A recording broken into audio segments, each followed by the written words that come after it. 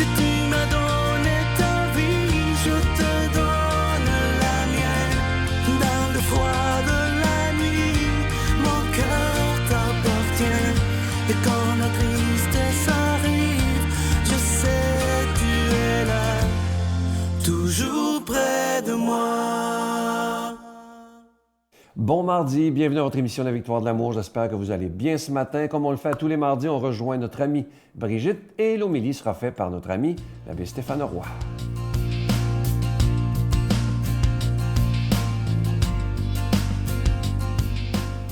Bon matin tout le monde! 24 novembre, dimanche qui s'en vient, c'est le premier dimanche de l'Avent. C'est incroyable comment le temps file. Le temps file. Quelle sorte d'Avent vous voulez vivre? Tu sais, l'Avent, là, c'est comme le carême. C'est tout le temps qu'on prend pour se préparer à la naissance du Christ. Et Jésus n'est pas né qu'il y a 2000 ans, là. Est-ce qu'il naît dans mon cœur tous les matins? Ah, moi, j'ai une ange. Seigneur Jésus, viens naître en moi ce matin. Viens naître en moi ce matin. Il y a les anges, toujours, on est avec nos anges. Et les anges, ils sont là aussi dans la vie de Jésus. Il y a des endroits dans l'Évangile où c'est touchant de voir que les anges prennent soin de Jésus. Ils sont à côté de lui, puis dans le désert, par exemple, quand Jésus est tenté par le démon, puis il a jeûné, tout ça, et à la fin des tentations et tout ça, on lit que les anges viennent et ils le servent, ils lui donnent de la nourriture, ils le servent. Alors, les anges, ils sont consolateurs. Hein? Puis aussi, quand Jésus parle à Nathanaël à un moment donné, il dit « Vous verrez les cieux ouverts et les anges de Dieu monter et descendre au-dessus du Fils de l'homme. » Il dit à Nathanaël, « Tu penses que tu en as vu des belles, là? Mais attends, tu n'as rien vu encore. Tu vas voir les anges monter puis descendre. Wow! » Le royaume des cieux, ici maintenant, il est là.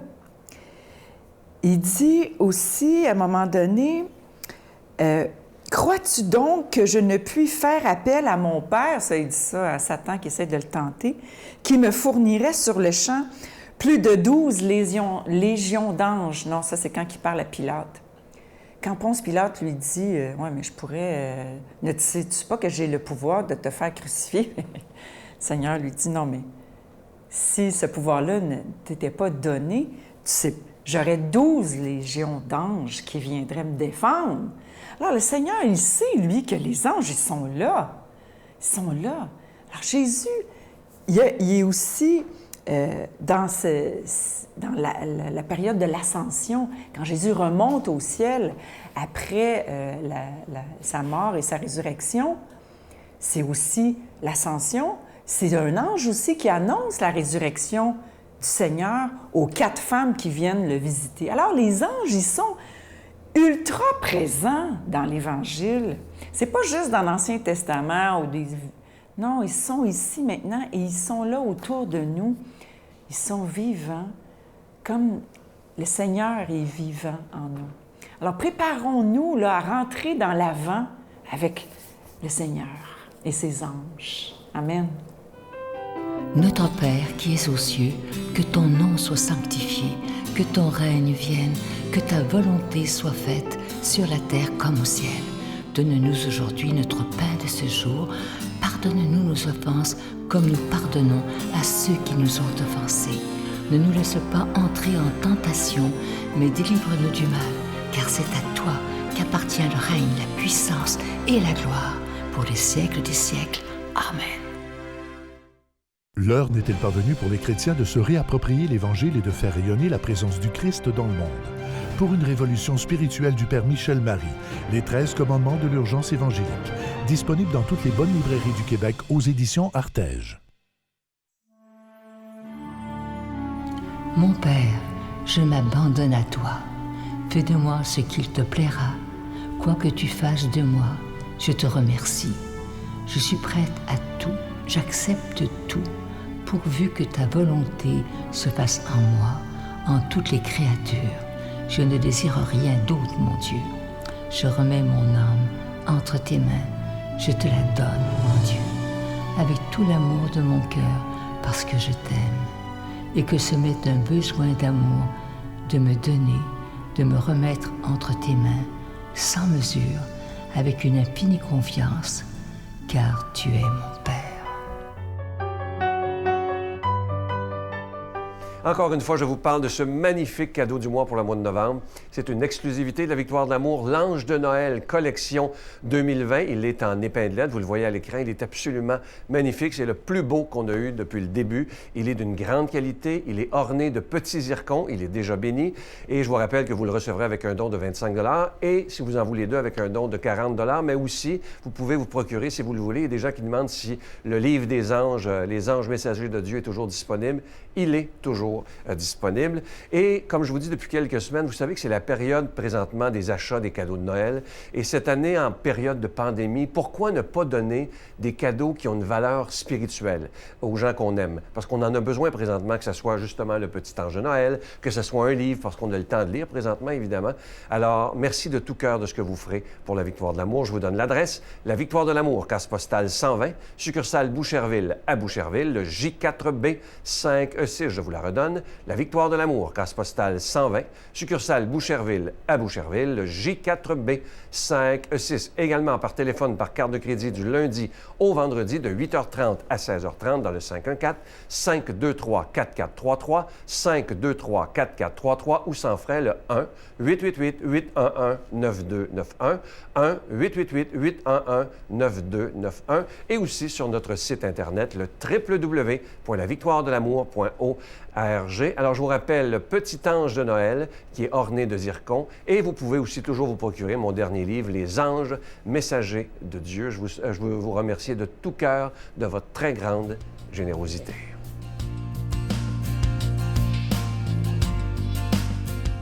Mon Dieu, donnez-moi la sérénité d'accepter les choses que je ne peux changer, le courage de changer les choses que je peux et la sagesse d'en connaître la différence. Amen.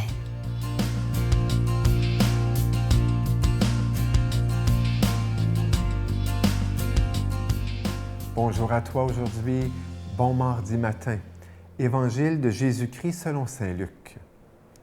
Certains disciples de Jésus parlaient du temple, admirant la beauté des pierres et les dons des fidèles. Et Jésus leur dit, « Ce que vous contemplez, des jours viendront où il n'en restera pas pierre sur pierre. Tout sera détruit. » Ils lui demandèrent, « Maître, quand cela arrivera-t-il et quel signe, eh bien, nous sera donné pour voir que ça va se réaliser? » Jésus répondit, « Prenez garde de ne pas vous égarer, car beaucoup viendront sous mon nom en disant, « C'est moi », ou encore, « Le moment est tout proche. » Ne marchez pas derrière eux. Quand vous entendrez parler de guerre et de soulèvement, ne vous effrayez pas. Il faut que cela arrive d'abord, mais ce ne sera pas tout de suite la fin. Alors Jésus ajouta, « On se dressera nation contre nation, royaume contre royaume. Il y aura de grands tremblements de terre, et çà et là des épidémies, de peste, de famine. Des faits terrifiants surviendront, et de grands signes dans le ciel. » C'est bien évidemment, nous sommes en fin d'année liturgique et les lectures qui nous sont proposées dans la liturgie sont justement des lectures eschatologiques, annonçant, parlant, explicitant la fin des temps. Mais aujourd'hui, j'aimerais aborder quelque chose avec toi.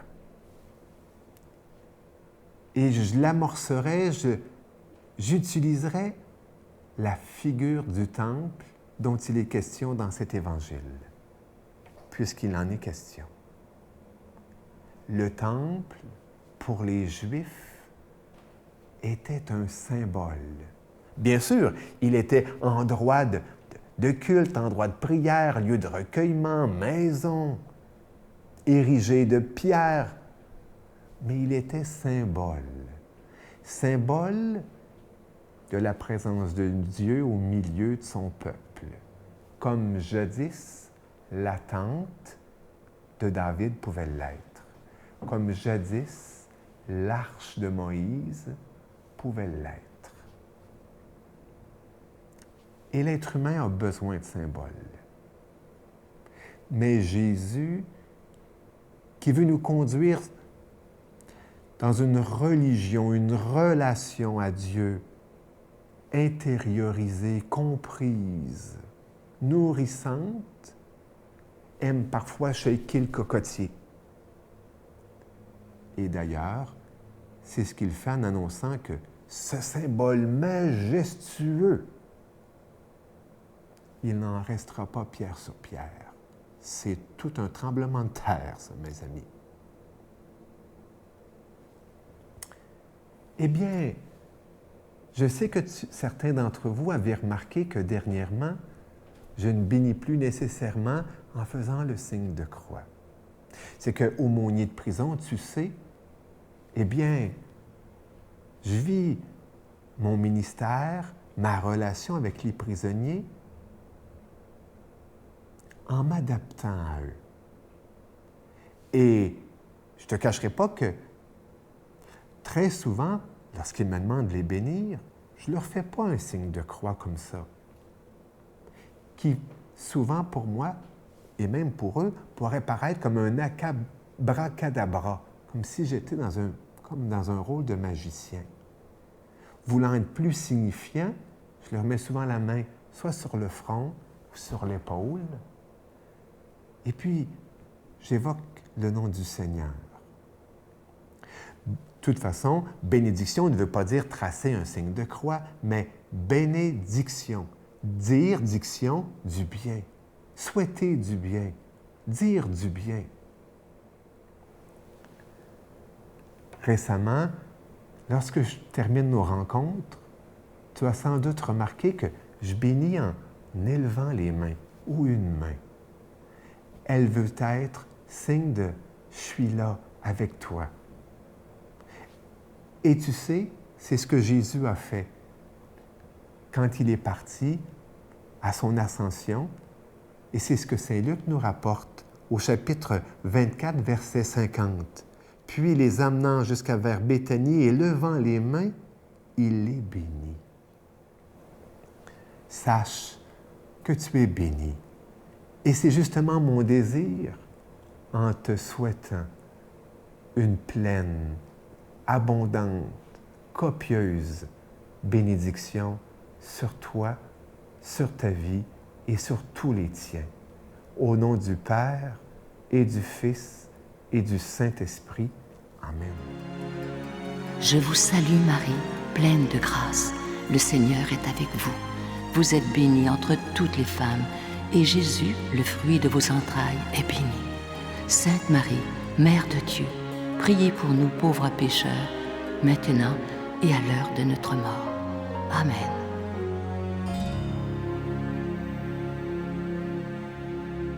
Je vous en parle depuis quelques semaines, ça commence à sentir le temps des fêtes et pourquoi pas cette année avec tout ce qu'on vit présentement, au lieu de donner, comme je vous disais la semaine dernière, des bébelles, pourquoi ne pas donner des cadeaux aux gens qu'on aime qui ont une valeur spirituelle? Ça peut être des livres, ça peut être, vous savez, dans la boutique de la Victoire de l'Amour, il y a plein de choses, des livres, des CD, des bijoux qui représentent quelque chose.